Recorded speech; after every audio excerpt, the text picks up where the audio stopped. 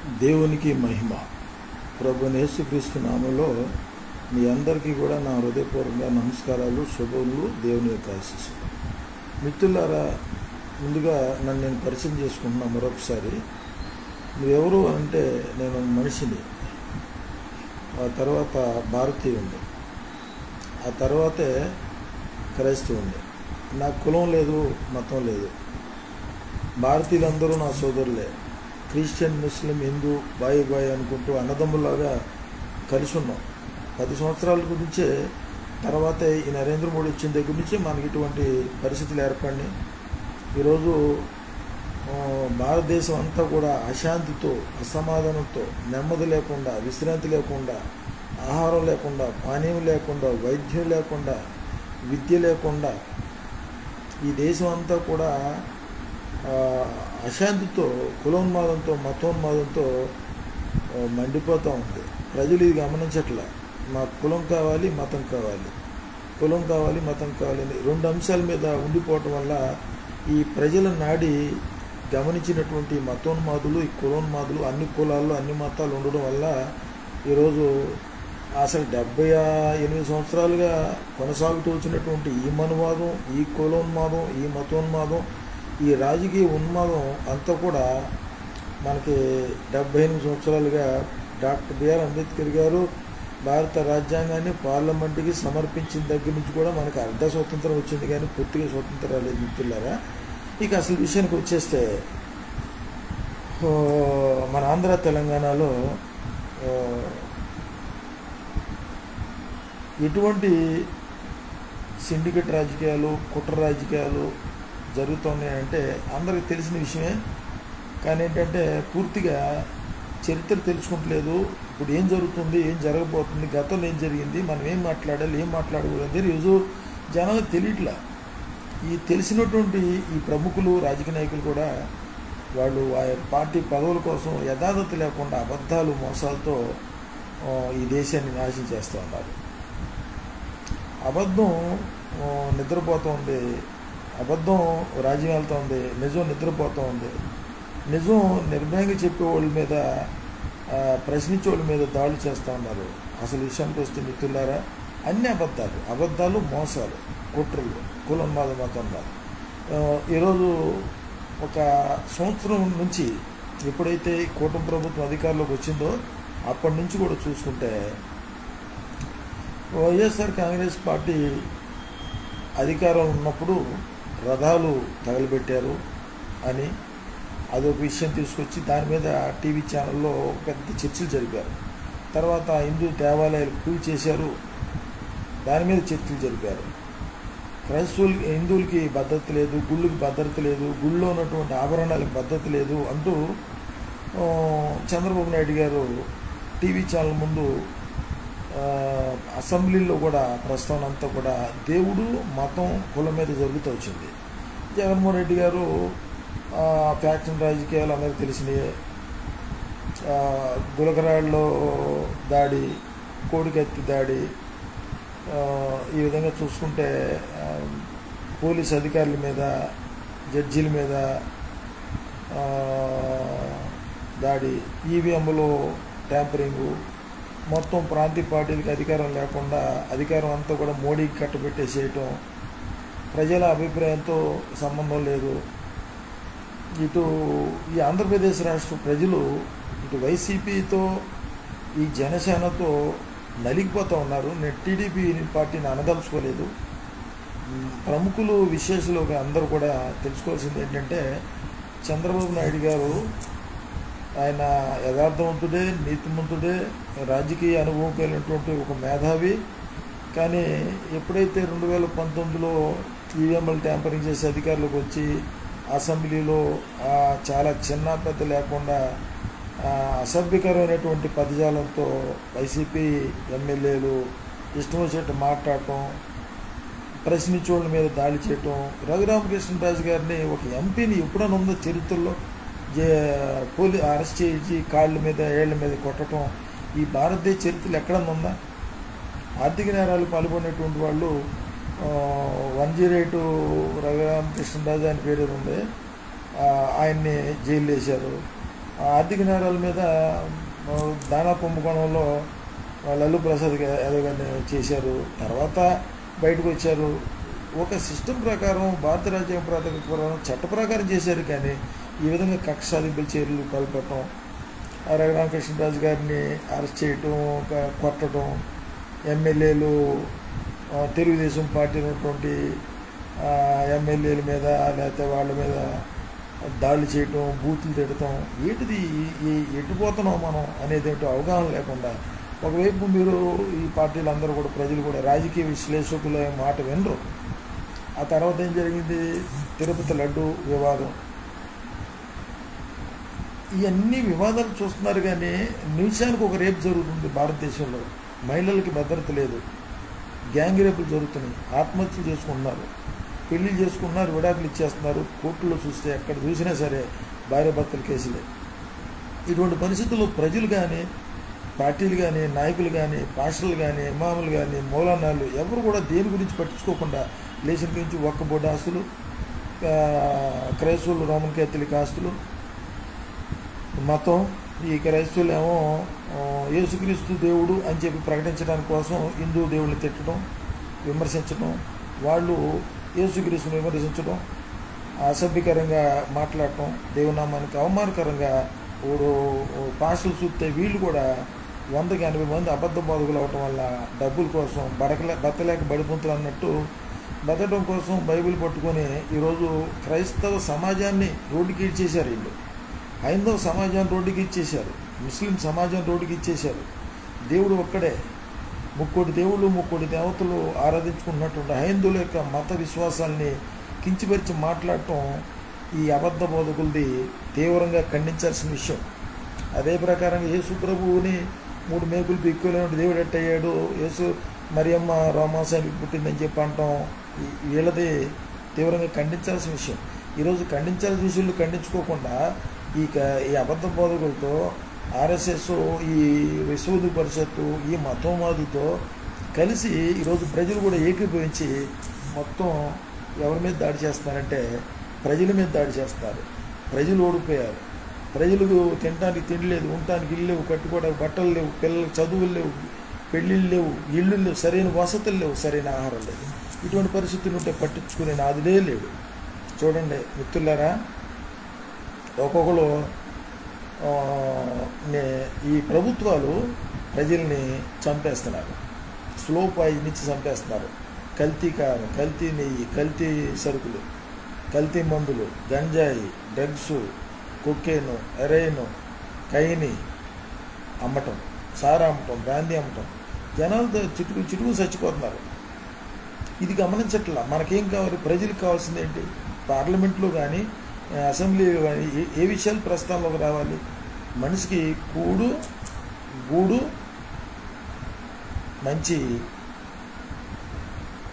వైద్యం, చదువు, ఇవి ఉంటే చాలు.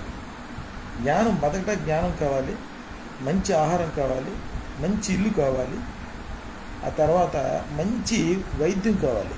ఈ 4 విషయాల గురించి ఈ దేశంలో ఎవరు ఎక్కడ ఎప్పుడు కూడా మాట్లాడకుండా లేచిన దగ్గర నుంచి మతం, కులం, మతం, కులం, మతం, కులం, ఈ దేశం నాశనం అయిపోతుంది మిత్రులారా. ఇక అసలు విషయానికి వచ్చేస్తున్నా. మే నెల 3వ తారీఖు హైదరాబాద్ జంట నగరాల్లో హరిహర కళాభవనంలో క్రిస్టియన్ మెగా క్యాంపు జరుగుతూ ఉంది. చాలా సంతోషం. ఆ కాన్ఫరెన్స్కి అందరినీ, అన్ని డినామినేషన్కి సంబంధించిన పిలవడం చాలా సంతోషం. ఇంకా చాలా బాగుండేది, మద్దిశెట్టి అజయ్ బాబు గారు రోమన్ కేథలిక్ సంఘం నుంచి పెంతెకోస్తు సంఘం వరకు ప్రత్యేకంగా ప్రతి డినామినేషన్కి ఆహ్వానం పంపించి వాళ్ళతో మీటింగ్లో కూడా, రేపు మే నెల 3వ తారీఖు జరిగే మీటింగ్లో కూడా క్రిస్టియన్, ముస్లిము, దళిత డిఫెన్స్ ఫోర్సు వ్యవస్థాపక అధ్యక్షులు గౌరవనీయులు మద్దిశెట్టి అజయ్ బాబు గారి ఆధ్వర్యంలో జరుగుతుంది. కాబట్టి నా యొక్క అభిప్రాయం తెలియపరుస్తున్నాను. ఒక రాజకీయ విశ్లేషకుడిగా, సామాజిక ఉద్యమకారుడిగా, ఒక స్వార్థికుడిగా నా యొక్క అభిప్రాయం తెలియపరుస్తున్నాను. ఆ సభలో డాక్టర్ అద్దంకి రంజిత్ తోఫిర్ గారు, మళ్ళీ కేపాల్ గారు కూడా ఆ టైంకి వస్తారని చెప్పి అని అంటున్నారు. అందరి సమక్షంలో ముందు మత సామరస్యత, పరమత సహనం, ఇప్పుడు వరకు జరిగినటువంటి సంభవాలన్నింటికి కూడా ఎవరు బాధ్యత వహిస్తారు? క్రైస్తవులు, హైందవులు మధ్యలో ఇంత దూరం రావడానికి కారణం ఏంటి? రక్షణ టీవీ ఛానల్ అని చెప్పి ఈరోజు భారతదేశంలో ప్రతి వ్యక్తి మాట్లాడుతూ ఉన్నాడు. రక్షణ టీవీ ఛానల్ ముందు కూర్చుని ఎప్పుడైతే రక్షణ టీవీ ఛానల్ వచ్చిందో అది రక్షణ సువార్తకు మాత్రమే తప్ప రక్షణ సువార్త అనేది పరమత సహనంతో ఏ వ్యక్తిని కానీ, ఏ డినామినేషన్ కానీ, ఏ మతాన్ని కానీ దూషించరాదు, దేశించరాదు. అది భారత రాజ్యాంగం చెప్పింది, బైబిల్ చెప్పింది, గొప్ప గొప్ప దైవజనులు చెప్పారు. వాటన్నిటిని కూడా విస్మరించి రక్షణ టీవీ ఛానల్ కూర్చొని ఈ క్రైస్తవ నాయకులు, హైందవ మత నాయకులు డిబేట్లు జరిపి ఈరోజు హైందవుల్ని, క్రైస్తవుల్ని దూరం చేశారు. ఆకాశానికి భూమి ఎంత ఎత్తుందో అంత దూరం చేసేప్పటికీ ఈరోజు ఈ భారతదేశం కుప్పకూలిపోయింది. కులోన్మాదంతో, మతోన్మాదంతో కుప్పకూలిపోయింది. భౌతిక దాడులు, సామూహిక దాడులతో ఈ దేశానికి శాంతి భద్రతలు లేవు, ప్రభుత్వం లేదు, భారత రాజ్యాంగం లేదు, రక్షణ లేకుండా పోయింది. ఈరోజు ప్రజలు బిక్కుమంటా చూస్తూ ఉన్నారు. ఈ పరిస్థితుల్లో హైందువులందరూ కూడా భద్రతా భావంలోకి వెళ్ళిపోవటం వల్ల, ఈ క్రైస్తవు వల్ల, ఈ ముస్లింల వల్ల మనకి హాని ఉంది, మన ఆస్తులు పోతున్నాయి, మనకి మన మతం ప్రమాదంలో పడింది. అందరూ కూడా యేసుక్రీస్తు నమ్ముకుంటే ఈ దేశం క్రైస్తవ దేశం అయిపోద్దేమో, ముస్లిం దేశం అయిపోద్దేమో, మన గుళ్ళకు భద్రత లేదని ఒక అభద్రతా భావానికి వెళ్ళిపోవటానికి, హైందవ సోదరులు వెళ్ళిపోవటానికి కారణం రక్షణ టీవీ ఛానల్ ముందు కూర్చొని డిబేట్లు చేసినటువంటి వాళ్ళందరూ కూడా దేవుడు మిమ్మల్ని కనికరించునుగాక, క్షమించునుగాక, శాంతి కలుగునుగాక, సమాధానం కలుగునుగాక. మే నెల 3వ తారీఖు జరిగే ఆ యొక్క మెగా క్రిస్టియన్ క్యాంపులో మీకు నేను నా యొక్క అభిప్రాయాన్ని తెలియపరుస్తున్నాను. అది మీరు పాటించితే పాటించవచ్చు, లేకపోవచ్చు, అది వేరే విషయం. నేను ఒక భారతీయుడిగా, భారత రాజ్యాంగ పరిరక్షణ సమితి అధ్యక్షుడిగా, రాజకీయ విశ్లేషకుడిగా, సామాజిక ఉద్యమకారుడిగా నా అభిప్రాయాన్ని తెలియపరుస్తున్నాను. ఈ సోషల్ మీడియా ద్వారా నేను వాట్సాప్లో పెడతాను, ఫేస్బుక్లో పెడతాను. పర్సనల్గా కూడా అజయ్ బాబు గారు మీకు, ఓఫీర్ మినిస్ట్రీస్కి, యథార్థవాది టీవీ ఛానల్లో అందరికీ పెడతాను. మీ అభిప్రాయాలు తెలియపరచండి. రేపు మే నెల 3వ తారీఖు జరిగే క్రిస్టియన్ మెగా క్యాంప్లో చర్చించిన విషయాలు ఏంటంటే, క్రైస్తవులు పార్టీ పెట్టుకొని అధికారంలోకి వచ్చి పరిపాలించాలని అంటాం, అది న్యాయం కాదు. క్రైస్తవులకు పార్టీ, హైందవులకు ఒక పార్టీ, ముస్లింలకు ఒక పార్టీ అనేది అది భారత రాజ్యాంగ స్ఫూర్తికి, సమైక్య స్ఫూర్తికి అది విఘాతం కలిగించుంది. దేశ సమగ్రతకు, దేశ సార్వభౌమాధికారానికి, దేశంలో ఉన్నటువంటి ఒక మత సామరస్యతకు, సమైక్య స్ఫూర్తికి, ఈ దేశ ప్రతిష్టకు, దేశ ప్రగతికి అభ్యంతరం కలిగించే విధంగా ఎవరు కూడా ఓ మత రాజ్యానికి ప్రోత్సాహం చేయడానికి వీల్లేదు అని నేను ఈరోజు భారతీయుడిగా తీవ్రంగా ఖండిస్తూ, మీరు పెట్టే ఆ యొక్క టైటిల్ బాగా నచ్చల నాకు. క్రైస్తవులు మెగా కాన్ఫరెన్స్లో క్రైస్తవులు, మీకు నిజమే క్రైస్తవుల మీద దాడులు జరుగుతున్నాయి, చర్చిల మీద దాడులు జరుగుతున్నాయి, చంపుతున్నారు, మత సామరస్యత లేదు, పరమత స్థానం లేదు. 11 రాష్ట్రాల్లో మత నిషేధ చట్టం అమలు పరిచారు. రేపు ఆంధ్రప్రదేశ్లో కూడా రాబోతుంది. ఇది రాజకీయంగా మనం చాలా కష్టాల్లో పడ్డాం. ఇటు క్రైస్తవులే కాదు, ముస్లింలు, హైందువులు కూడా అందరూ ప్రమాదంలో పడ్డాం. ఈ ప్రమాదానికి కారకుడు ఎవరు అనేది చూసుకుంటే ప్రధానంగా జాతీయ పార్టీలు, ప్రాంతీయ పార్టీలు. అది గుర్తుపెట్టుకుని ఆ అంశం మీద మాట్లాడాల్సిందిగా నా అభిప్రాయం తెలియపరుస్తున్నాను. కులోన్మాదులు బ్రాహ్మణులు కాదు అనే విషయం నేను తెలియపరుస్తున్నాను. కులోన్మాదులు బ్రాహ్మణులు కాదు, బ్రాహ్మణులు పదే వీళ్ళు కులం కనిపెట్టారు అని చెప్పి వాళ్ళని విమర్శించడం, వాళ్ళని కించిపరిచి మాట్లాడటాన్ని నేను తీవ్రంగా ఖండిస్తున్నాను. రెండో అంశం కింద కులోన్మాదులు బ్రాహ్మణులు కాదు, కులోన్మాదులు రాజకీయ నాయకులు అనే అంశం మీద మాట్లాడాల్సిందిగా నేను నా అభిప్రాయం తెలియపరుస్తున్నాను. మూడో అంశం, ఈరోజు డాక్టర్ అద్దంకి రంజిత్ తోఫిర్ గారు మరి ఆయనకి ఒక ప్రత్యేకమైన ఆహ్వానం రావటం, ఆయన కూడా వెళ్ళటం జరిగింది కాబట్టి చెబుతున్నాను. నేను ఒక సత్యాన్వేషిగా, సత్య సంబంధిగా, సార్వత్రిక సంఘ సంస్కర్తగా, సంఘ సంస్కరణ ఉద్యమకారుడిగా నా యొక్క అభిప్రాయం తెలియపరుస్తున్నాను. ఆ యొక్క కాన్ఫరెన్స్లో పాస్టర్లు, డినామినేషన్ అందరూ కూడా తీసుకొచ్చిన నిర్ణయం ఏంటంటే హైందవ క్రైస్తవ్యం గ్రంథం మీద ఒక చర్చ జరపాలి. క్రైస్తవులు, ముస్లింలు, హైందువులు అందరూ కూడా మనం భారత రాజ్యాంగం ప్రకారంగా మనం కలిసి జీవించాలి అనే దాని మీద కూడా చర్చ జరపాలి. ఇక ఆ కాన్ఫరెన్స్ హాల్లో మేము పార్టీ పెడతాం, మేము మా యొక్క వాణిని పార్లమెంట్లో వినిపిస్తాం అనే మాట అది జరిగే పని కాదు. అది హైందవుల్ని, ముస్లింలు కూడా రెచ్చగొట్టే విధంగా ఉంటుంది. కాబట్టి క్రైస్తవులకు ప్రత్యేకంగా పార్టీ పెట్టాలి అనేది అది బైబిల్ వాక్యానికి విరుద్ధం, రాజ్యాంగ విరుద్ధం. అది దేశ సమగ్రతకు, సమైక్య స్ఫూర్తికి, దేశ సార్వభౌమాధికారానికి అది చాలా నష్టం కలిగించేదిగా నేను ఈరోజు తీవ్రంగా ఖండిస్తున్నాను. కాబట్టి మే నెల 3వ తారీఖు పెట్టే ఆ యొక్క కాన్ఫరెన్స్లో ప్రముఖులు అందరూ వస్తున్నారు, అందరూ మేధావులే. కాబట్టి దయచేసి ఆ యొక్క మీటింగ్లో ఎక్కువ సమయాన్ని ఓఫీర్ గారికి ఇవ్వటం వల్ల ఒక పరిష్కారం అయితే కలుగుద్ది. మిమ్మల్ని నేను తప్పు చేసి మాడతలా, మీరందరూ మేధావులే. కానీ ఏంటంటే హైందవ క్రైస్తవ్యం గ్రంథం వల్ల ఈ దేశానికి ఒక గొప్ప సమాధానం వస్తుంది, శాంతి వస్తుంది. దాని మీద చర్చ జరపండి. పార్టీ పెట్టాల్సినంత అవసరం లేదు. ఇండియా ప్రజాబంధు పార్టీ ఉంది. క్రైస్తవులు, ఆంధ్ర తెలంగాణ క్రైస్తవులు అందరూ కూడా ఇండియా ప్రజాబంధు పార్టీలో చేరిపోండి.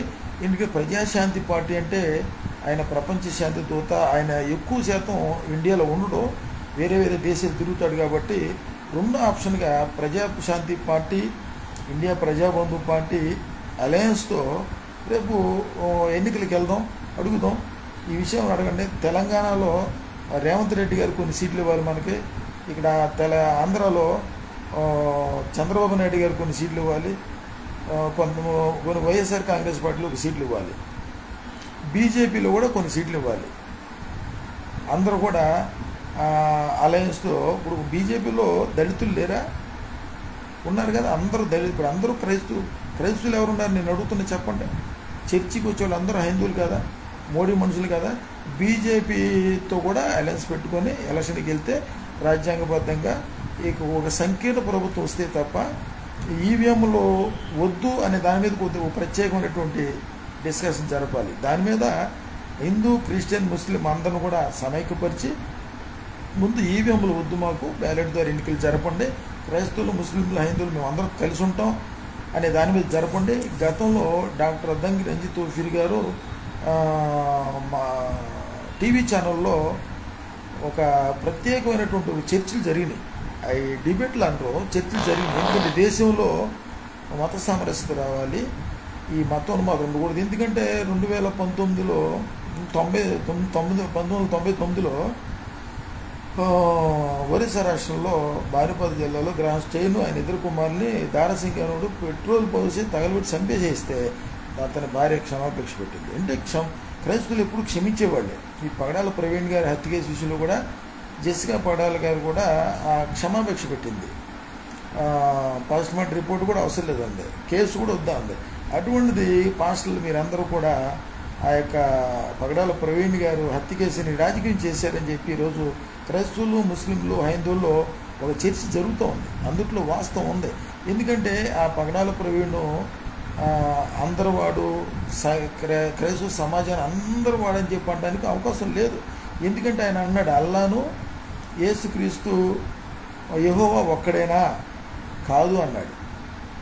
అంటే బైబిల్కి విరుద్ధంగానే మాట్లాడాడు ఆయన.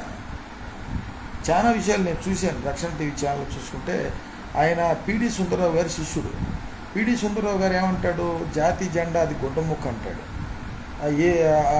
డావిన్సీ కోడ్ అంటాడు, 666 ముద్ర అది దేవుని, అది మానవుడి సంఖ్య అంటాడు, దేవుని ముద్ర అంటాడు. ఆయన ఏం చెబుతాడో ఆయనకి అర్థం కాదు. కానీ ఆయన మాటలు నమ్మేవాళ్ళు కూడా ఉన్నారు, దురుపదేశాన్ని నమ్మేవాళ్ళు ఉన్నారు, సత్య సంబంధులు ఉన్నారు, అందరూ ఉన్నారు. వీళ్ళందరినీ సమ్మేళనపరచడం అంటే అంత ఈజీ ఏం కాదు, అంత సింపుల్ ఏం కాదు. క్రైస్తవులు పార్టీ పెట్టడం అంత అది జరిగే పని కాదు. నవ్వులు పాలవటం తప్ప మీరు క్రైస్తవులు ప్రత్యేకంగా పార్టీ పెడితే హైందువులు వేస్తారా, ముస్లింలు వేస్తారా, అసలు మీ చర్చికి వచ్చి వాళ్ళు వేస్తారా? వాళ్ళందరూ కూడా ఎమ్మెల్యేలు, ఎంపీలు, మంత్రుల చేతులు ఇరుక్కుపోయారు. ఫారెన్ డబ్బు కోసం, పదవుల కోసం, ఉద్యోగాల కోసం ఈరోజు చంద్రబాబు నాయుడు, పవన్ కళ్యాణ్, జగన్మోహన్ రెడ్డి, నరేంద్ర మోడీ చుట్టూ తిరుగుతున్నారు. ఇది జరిగే పని కాదు. ఈ దేశం బాగుపడాలంటే ఒకే ఒక మార్గం ఉంది, ఇండియా ప్రజాబంధు పార్టీ. రాష్ట్రీయ క్రైస్తవ పరిషత్తులో మీరందరూ రేపు 3వ తారీఖు జరిగే దాంట్లోనే మీరందరూ కూడా అక్కడ ఎంతమంది వచ్చారు? 150 మంది రాష్ట్రీయ క్రైస్తవ పరిషత్తులో మీరు సభ్యులుగా చేరండి. ఆ తర్వాత ఇండియా ప్రజాబంధు పార్టీలో సభ్యత్వాలు తీసేసుకోండి. ఆ తర్వాత మీరు అదే రోజు ఇండియా ప్రజాబంధు పార్టీలో చేరండి, రాష్ట్రీయ క్రైస్తవ పరిషత్తులో చేరండి. ఈవీఎంలు వద్దు అని అనండి. క్రిస్టియన్, ముస్లిం, హిందూ డిఫెన్స్ ఫోర్స్గా మనందరం కలిసి ఉందాం. 11 రాష్ట్రాల్లో మత నిషేధ చట్టం వచ్చింది, అది రద్దు చేయాలని అడగండి. మేము వస్తే రద్దు చేయడం కాదు, ప్రజెంట్ ఇప్పుడు అడగండి. సుప్రీంకోర్టు కేసు వేయండి, న్యాయ పోరాటం చేయండి. రోడ్డు మీదకి రావద్దు, ధర్నాలు చేయొద్దు, ప్రజలు రెచ్చగొట్టవద్దు అని చెప్పి నేను తెలియపరుస్తూ, నేను ఇంకా ప్రధానంగా చెప్పాల్సింది ఏంటంటే, చాలా పదే రిక్వెస్ట్ చేసి అడుగుతున్నా. నేను ఒక రాజకీయ విశ్లేషకుడిగా, సామాజిక ఉద్యమకారుడిగా, పరిశుద్ధాత్మ దేవుడి యొక్క నాయకత్వంలో దేవుడు నాకు ఇచ్చినటువంటి ఆలోచననే మీకు తెలియపరుస్తాను.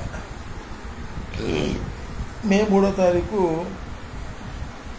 హైదరాబాద్ జంట నగరాల్లో హరిహర కళాభవనంలో జరిగే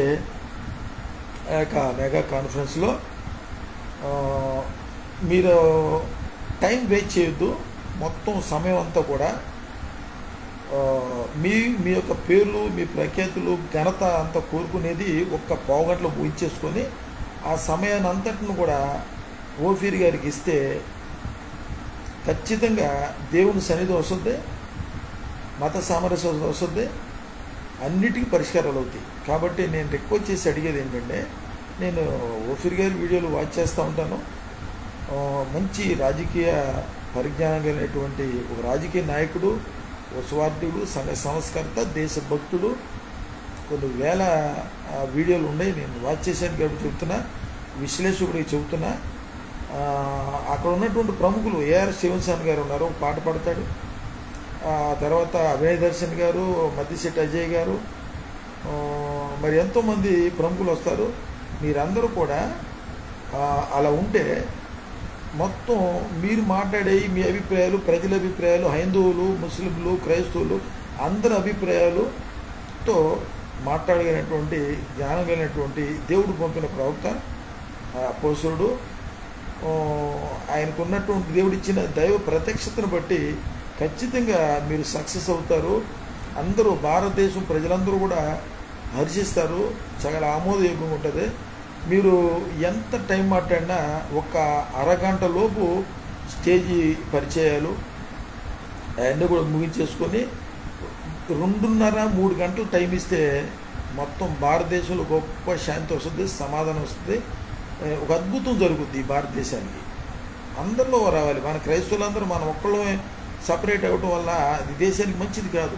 క్రైస్తవులు, ముస్లింలు, హైందువులు మన అందరం కలుద్దాం. రేపు మీరు పెట్టేది క్రిస్టియన్ మెగా కాన్ఫరెన్స్ అయినా అది హైందవ క్రైస్తవ గ్రంథానికి యొక్క సారాంశంతో క్రిస్టియన్, ముస్లిం, హిందూ డిఫెన్స్ ఫోర్స్గా ఏర్పడి క్రైస్తవులకి, ముస్లింలకి, హైందవులకి అందరికీ కూడా ఆమోదయోగ్యమైనటువంటి పార్టీ ఇండియా ప్రజాబంధు పార్టీ. ఇంకా మన పార్టీలు ఉండే, మనమేమి చెప్పినంత మాత్రం అందరు రారు. తెలుగుదేశం ఉండాల్సిందే, వైసీపీ ఉండాల్సిందే, కాంగ్రెస్ ఉండాల్సిందే, బీఎస్పీ పార్టీ ఉండాల్సిందే. అందరూ వాళ్ళ పార్టీల మీద నామినేషన్లు వేస్తారు, ఎవరు పడే ఊళ్ళో వాళ్ళు పడతాయి. కానీ ఇదే సందర్భంలో అలయన్స్ పెట్టుకొని మన భారత రాజ్యాంగం మీద దాడి జరుగుతుంది కాబట్టి, ప్రజాస్వామ్యం మీద దాడి జరుగుతుంది కాబట్టి కుల నిర్మూలన జరగాలి. జనాభా లెక్కలో జనాభా ప్రాతిపదిక మీద రిజర్వేషన్ అనేది రాజ్యాంగాల్లో కూడా, రాజ్యాంగబద్ధంగా రాజకీయాల్లో కూడా రావాలి అని అంటే కులగణన జరగాలి. ఈ కులాలు ఎన్ని ఉన్నాయి? ఒక రాష్ట్రంలో ఎస్సీ, ఇంకో రాష్ట్రంలో బీసీ, ఒక రాష్ట్రంలో ఓసీ, ఇంకో రాష్ట్రంలో ఎస్సీ. ఏంటి దరిద్రం? కాబట్టి కులం నిర్మూలన జరగాలి. ఒకటి కుల నిర్మూలన జరగాలి. అది జరిగితే రిజర్వేషన్లు ఎత్తేసేయాలి అనే దాని మీద మంచి సబ్జెక్ట్ ఉంది. ఓఫీర్ గారికి అవకాశం ఇవ్వండి అని చెప్పి నేను నా యొక్క అభిప్రాయం తెలియపరుస్తున్నాను. మీరు నా అభిప్రాయాన్ని ఏకీభవించవచ్చు, విభేదించవచ్చు, అది మీ ఇష్టం. నా అభిప్రాయం తెలియపరుస్తున్నా. నేను ఎందుకే ఎంతసేపు మాట్లాడుతానంటే, నేను అందరూ వాడిని, నేను భారతీయుడిని, నేను మనిషిని, రాజకీయ విశ్లేషకుడు, సామాజిక ఉద్యమకారుడు. నాకు హైందువులు కావాలి, క్రైస్తవులు కావాలి, ముస్లింలు కావాలి. ఈ దేశం, ఈ భారతదేశం ప్రజాస్వామ్య దేశం. ఈ దేశంలో అందరూ బతకాలి, కానీ నేను హిందువులు మేమే బతుకుతాం, మాకే కావాలని అనడం అది దేశద్రోహం కింద వస్తుంది. క్రైస్తవులు మేము ఒక పార్టీ పెట్టుకుంటాం, అది దేశద్రోహం. ముస్లింలు మేము ఒక పార్టీ పెట్టుకుంటాం, అది దేశద్రోహం. ఇది కాదు. జాతీయ జెండా మనకు తెలియపరిచింది ఏంటండి, హిందూ, క్రిస్టియన్, ముస్లిం బాయి అంటూ అన్నదమ్ములాగా మనందరం కలిసి ఉంటాం. భారత రాజ్యాంగబద్ధంగా అందరూ పరిపాలించాల్సిందే. కులోన్మాదులు బ్రాహ్మణులు కాదు, వైశ్యులు కాదు, కాపులు కాదు, రెడ్డిలు కాదు, కమ్మ కాదు. ఈ కులోన్మాదులు, ఈ మతోన్మాదులు, రాజకీయ నాయకులు, ఈ జాతీయ పార్టీలు, ప్రాంతీయ పార్టీలు. కాబట్టి దీని మీద ఒక చర్చ జరిపి కుల నిర్మూలన జరగాలి, మత సామరస్యత ఉండాలి. చర్చికి వచ్చే ప్రతి ఒక్కరు కూడా, యేసుక్రీస్తు నమ్ముకున్న ప్రతి ఒక్కరు కూడా మీ యొక్క గవర్నమెంట్ గజెట్లో మీ పేర్లు ఇండియన్ క్రిస్టియన్గా రాపించుకోవాలి. మాలామాదిలు, మీరు దళితులు, మీకు రిజర్వేషన్లు కోల్పోతారు కాబట్టి ఆర్థికంగాను సామాజిక అన్ని రంగాలు వెనకబడిపోయారు, అశ్రుతకు అణచివేతకు గురైపోయారు. కాబట్టి ఒక రాజకీయ విశ్లేషకుడిగా నా యొక్క అభిప్రాయం తెలియపరుస్తున్నాను. మాదిగ కమ్యూనిటీలో ఉన్నటువంటి మీ అందరూ కూడా డాక్టర్ బిఆర్ అంబేద్కర్ గారి స్ఫూర్తితో కుల నిర్మూలన జరగాలి, రిజర్వేషన్లు ఎత్తేయాలి, అందరికీ అగ్రవర్ణ ఉన్నటువంటి ఓబీసీలు కానీ అందరూ కూడా సమానంగా తీసుకోవాలి అనే దాని మీద ప్రతి ఒక్కరు కూడా దళిత క్రిస్టియన్ అని చెప్పి గజెట్లో మీరు పేర్లు రాపించుకోవాల్సిందే. లేకపోతే ఈ దేశం నాశనం అయిపోతే. మందకృష్ణ మాదిగలతో, ఆర్ఎస్ఎస్ ఉగ్రవాదులతో మాలల మీద దాడి చేయబోతున్నాడు. మణిపూర్లో మైతీలు, కుక్కీలు, నాగాల మీద దాడి చేసినట్లు AK-47 గనులతో వెళ్ళి వాళ్ళ ఇళ్లను ధ్వంసం చేసి, చర్చిలు కూల్చేసి, స్త్రీలు మానభంగాలు చేసి, నగ్నంగా ఊరేగించేసినట్టు అటువంటి భయంకరమైన పరిస్థితుల్లో తీసుకురావటానికి నరేంద్ర మోడీ, పవన్ కళ్యాణ్ ఏర్పాటు చేసుకున్నాడు. గుర్తుపెట్టుకోండి. మనకి మా ఆంధ్ర రాష్ట్రంలో పవన్ కళ్యాణ్ వద్దు, జగన్మోహన్ రెడ్డి వద్దు, పవన్ కళ్యాణ్ వద్దు, జగన్మోహన్ రెడ్డి వద్దు. వీళ్ళిద్దరూ కూడా బీజేపీ అంటే బి అంటే బాబు, జే అంటే జగను, పి అంటే పవను. కానీ అనివార్య కారణాలను బట్టి తప్పనిసరి పరిస్థితుల్లో బీజేపీతో పొత్తు పెట్టుకోవాల్సిన పరిస్థితికి తీసుకొచ్చినటువంటి జగన్మోహన్ రెడ్డిని బట్టి ఈ యొక్క మన ఆంధ్రప్రదేశ్ రాష్ట్రానికి గొప్ప మేధావి, రాజకీయ అనుభవం కలిగినటువంటి చంద్రబాబు నాయుడు గారు ఈ యొక్క ఆంధ్ర రాష్ట్రంలో మళ్ళీ నెక్స్ట్ ఎన్నికల్లో తెలుగుదేశం పార్టీ ఆత్మగౌరవాన్ని మరి తెలుగువారి పౌరుషంతో స్థాపించిన తెలుగుదేశం పార్టీ చంద్రబాబు నాయుడు గారు ముఖ్యమంత్రి కావాలని చెప్పి రాజకీయ విశ్లేషకుడు చెప్తున్నా. మీరు అనుకోవచ్చు, నువ్వు క్రైస్తవుడు కదరా, క్రైస్తవుల కోసం జగన్మోహన్ ఎన్ని పథకాలు చేశాడు, నవరత్నాలు తీసుకొచ్చాడు, నువ్వు ఏంటి మాట్లాడతావు, నువ్వు క్రైస్తవులు, ముస్లింలు, హైందువులు అందరూ అనుకోవచ్చు. మీరందరూ కూడా ఆలోచించండి. క్రైస్తవుడు ఇక్కడ ముస్లిం, హిందూ అని కాదు. ఈవీఎంల ద్వారా దేశ వ్యవస్థని, భారత రాజ్యాంగాన్ని ధ్వంసం చేశారు. దానికి ఎక్కువ సహకరించి జగన్మోహన్ రెడ్డి, తర్వాత పవన్ కళ్యాణ్. కొన్ని అనివార్య పరిస్థితులను బట్టి తెలుగుదేశం పార్టీ మాజీ ప్రజెంట్ ఉప ముఖ్యమంత్రి చంద్రబాబు నాయుడు గారు పొత్తు పెట్టుకోవాల్సిన పరిస్థితి వచ్చింది కాబట్టి. కానీ మరి ఎన్నికల్లో ఈవీఎంల ద్వారా వచ్చిన తర్వాత తప్పనిసరి పరిస్థితుల్లో ఎన్డీఏ కూటమికే మద్దతు ఇవ్వాల్సి వచ్చింది. ఇవ్వకపోతే అందుట్లో నరేంద్ర మోడీ, అమిత్ షా గురించి తెలియదే ఉంది. జడ్జిల్ని చంపేస్తున్నారు, ఎమ్మెల్యేలని, ఎంపీలని, లాయర్ని చంపేస్తున్నారు. మరి ఆ భయంతో మరి తప్పనిసరి పరిస్థితుల్లో ఎన్డీఏ కూటమికి నితీష్ కుమార్ గారు, చంద్రబాబు నాయుడు గారు మద్దతు ఇచ్చారు. కాబట్టి పరిస్థితుల ప్రభావం, దేశం ప్రమాదం ఉంది కాబట్టి ఇచ్చారు. కాబట్టి ఇప్పుడు నెక్స్ట్ చంద్రబాబు నాయుడు గారు ఈ ఎన్డీఏ కూటమికి మద్దతు ఉపసంహరించుకుంటాడో లేదో, మళ్ళీ 2029 వరకు ఇలాగే కొనసాగుతారో, ఆ తర్వాత మళ్ళీ చంద్రబాబు నాయుడు గారు మరి ఇండియా కూటమిలో జాయిన్ అవుతారో, ఎన్డీఏ కూటమిలో ఉంటారో, ఇవన్నీ కూడా రాజకీయ విశ్లేషకులు చెప్తున్నది ఏంటంటే షర్మిలారెడ్డి కూడా తెలుగుదేశం పార్టీ చంద్రబాబు నాయుడుతోనే ఉంది. ఎందుకంటే తెలుగుదేశం పార్టీయా, వైసీపీయా, జనసేన కాదు, ఏ పార్టీ వచ్చినా ప్రజలు మంచిగా పరిపాలించాలని ఎన్నుకుంటారు. మీరు అనుకోవచ్చు, ఇప్పుడు కాంగ్రెస్ పార్టీ అంటే తెలుగుదేశంతో అంటే ప్రమాదంలో పడిపోయినాయి ప్రాంతీయ పార్టీలు అన్నీ కూడా. కాంగ్రెసు, తెలుగుదేశం రేపొద్దున కాంగ్రెస్ ఇండియా కూటమికి మద్దతు ఇస్తే ఉంది. కాంగ్రెసు అది భారత రాజ్యాంగాన్ని గౌరవించి రేపొద్దున చంద్రబాబు నాయుడు గారు ఇండియా కూటమిలో వెళ్ళొచ్చు, వెళ్ళే అవకాశాలు ఎక్కువ ఉన్నాయి.